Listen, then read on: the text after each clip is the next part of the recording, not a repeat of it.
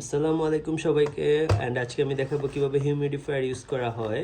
So actually সবাই অনেকে জানেন যে এটা অনলাইনে দেখে থাকবেন অথবা দোকানে। সো এটার অ্যাকচুয়ালি কাজটা কি সেটা আজকে আমি দেখাবো আপনাদের। সো এখন আমি বক্সটা ওপেন করিনি, যারা আমার ব্লগ দেখছেন তারা অবশ্যই জানেন এটা আমি টেমো থেকে অর্ডার করছিলাম। সো যাই হোক, এটা ফার্স্টে এভাবে খুলতে হবে। সো এটা সবাই পারবেন, লাইক দ্যাট। অ্যান্ড দেন এটা একটি কথা হচ্ছে যে এটার মধ্যে একটি লিটল ফোম থাকে।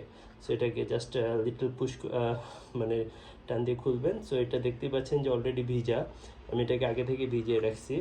মানে এটা খুলে কিছুক্ষণ ভিজিয়ে রাখতে হবে। সো তারপর এটাকে জাস্ট এভাবে লাগাতে হবে।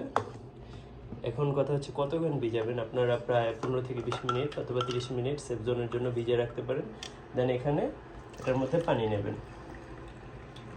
সো যাই হোক, এটা অ্যাকচুয়ালি রুমের সৌন্দর্য বৃদ্ধি করে। এটা ভিডিওতে কেমন আছে এই জন্য, বাট সামনে থেকে খুব অ্যামেজিং দেখা যায়।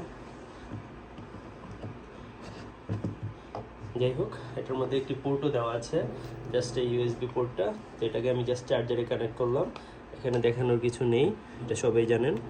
অ্যান্ড লাইক দ্যাট এখানে একটি পিন থাকে, এখানে জাস্ট কানেক্ট অ্যান্ড দেন কারেন্টের লাইনে এটাকে পুশ করে দেবেন।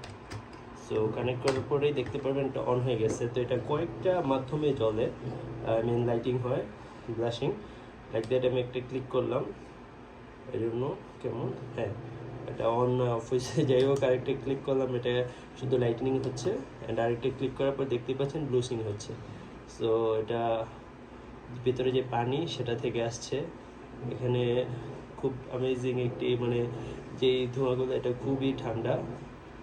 সো এটা এর রুমের সৌন্দর্য বৃদ্ধি করার জন্য রাখতে পারেন, অথবা রাত্রে লাইটিং হতে পারে সুন্দর। সো সেসবের জন্য আপনি দেখতেই পাচ্ছেন যে অ্যামেজিং কত সুন্দর। So that is how guys এটা আপনার কাজ করে। সো যাই হোক, আল্লাহ হাফেজ, আজকের মতো এখানেই।